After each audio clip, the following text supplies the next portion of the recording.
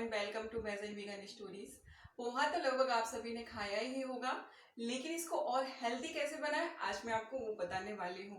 Actually मैंने पोहा को और हेल्दी बनाने के लिए एक एक्सपेरिमेंट किया था जो कि मेरे घर में सभी को काफ़ी पसंद आया और उसके बाद से मैं उसी स्टाइल में पोहा बनाती हूँ और इस रेसिपी का नाम मैंने दे दिया है इंग्लिश स्टाइल पोहा।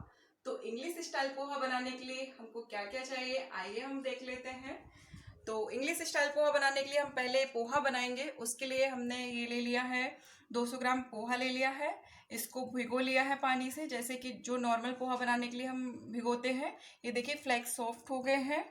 और ये एक प्याज ले लिया है, चॉप्ड कर लिया है इसको स्लाइस में। 4 से 5 कड़ी पत्ते ले लिए हैं। 2 टेबल स्पून सरसों का तेल लिया है। आपके पास जो भी कुकिंग ऑयल अवेलेबल हो आप वो यूज़ कर सकते हैं। ये एक ग्रीन चिली लिया है, इसको कट कर लिया है। आधा नींबू लिया है। ये लगभग 50 ग्राम मूंगफली के दाने लिए हैं, इनको पहले से ही मैंने ड्राई रोस्ट कर लिया है। आइए मसाले में देखते हैं। ये हाफ टी स्पून जीरा लिया है, हाफ टी स्पून राई लिया है, 1 टीस्पून नमक लिया है, हाफ टी स्पून हल्दी पाउडर लिया है, हाफ टी स्पून हींग लिया है और 1 टीस्पून चाट मसाला लिया है। अब मैं आपको टॉपिंग के लिए बता देती हूँ कि टॉपिंग के लिए हमको क्या क्या चाहिए। टॉपिंग के लिए मैंने लिया है ये एक छोटा खीरा लिया है जो कट कर लिया है। ये एक छोटा गाजर लिया है, इसको भी कट कर लिया है। एक छोटे साइज का चुकंदर लिया है, इसको भी कट कर लिया है। एक छोटे साइज का टमाटर लिया है, इसको भी मैंने कट कर लिया है। एक मीडियम साइज का आलू लिया है, इसको मैंने माइक्रोवेव में 5 मिनट बेक कर लिया है। अगर आपके पास माइक्रोवेव नहीं है तो आप कढ़ाई में भी इसको बना सकते हैं।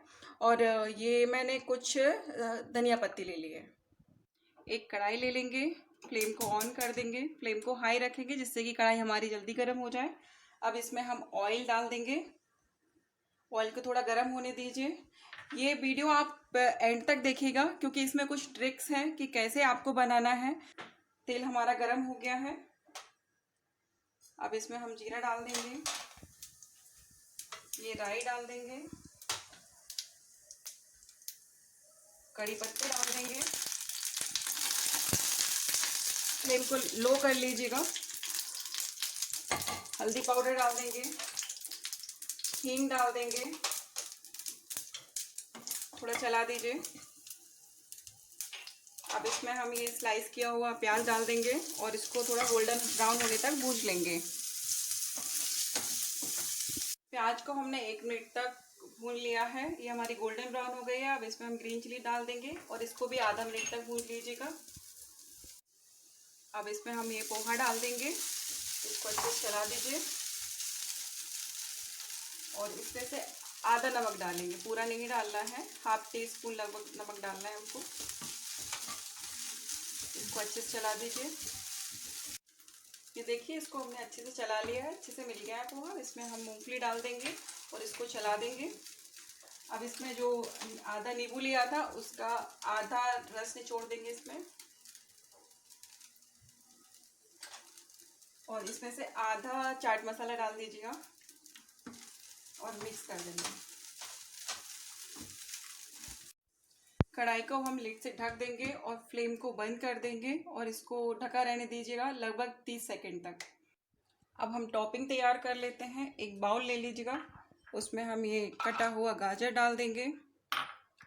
गाजर ऑप्शनल है, अगर आपके पास नहीं है तो आप स्किप भी कर सकते हैं। ये चुकंदर डाल देंगे, खीरा डाल देंगे, टमाटर डाल देंगे कटा हुआ, आलू डाल देंगे, आलू भी ऑप्शनल है। अब इसमें से हम कुछ धनिया पत्ती डालेंगे और थोड़ी सी बचा लेंगे। अब इसका हम सीजनिंग डालते हैं। हाफ टी स्पून जो हमने नमक बचाया था अब वो इसमें हम डाल देंगे। चाट मसाला डाल देंगे, चाट मसाला ऑप्शनल है, अगर आप नहीं डालना चाहते तो ना डालें। और नींबू भी ऑप्शनल है और बाकी का इसमें नींबू डाल देंगे और सभी चीज़ों को अच्छे से मिक्स कर लीजिएगा। अगर आपके पास ऑरिगेनो अवेलेबल है तो आप इसको हाफ टी स्पून टॉपिंग में मिक्स कर सकते हैं। ये ऑप्शनल है लेकिन आप इसको डालेंगे तो थोड़ा अच्छा और टेस्ट आएगा। अब हम लिड को हटा लेंगे और इस पोहे को प्लेट में ट्रांसफ़र कर लेंगे। पूरा पोहा निकाल लीजिएगा। और प्लेट पे इसको अच्छे से स्प्रेड कर लीजिए। अब इसमें जो मैंने धनिया पत्ती बचाया हुआ था उसमें से थोड़ा इस पे स्प्रिंकल कर लेंगे। अब हम टॉपिंग डालेंगे इस पर।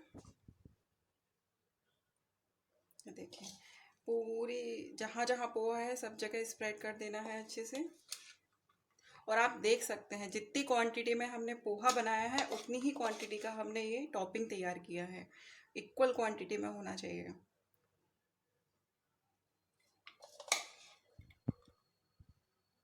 देखिए अच्छे से हम इसको स्प्रेड कर लेंगे।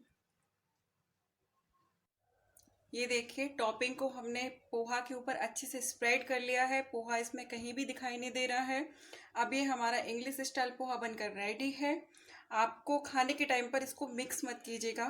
इसको हम जस्ट ऐसे उठा के खाएंगे तभी आपको बढ़िया अच्छा टेस्ट आएगा। ये इंग्लिश स्टाइल पोहा रेसिपी आपको कैसी लगी कमेंट बॉक्स में लिखकर हमें बताइए। अगर आपको वीडियो पसंद आया हो तो प्लीज वीडियो को लाइक कीजिए, अपने फैमिली और फ्रेंड्स के साथ शेयर कीजिए। अगर आप इस वीडियो को फेसबुक पर देख रहे हैं तो please veg and vegan stories page को लाइक कीजिए। अगर आप ये वीडियो यूट्यूब पर देख रहे हैं तो please veg and vegan stories channel को सब्सक्राइब कीजिए। Thank you, bye bye.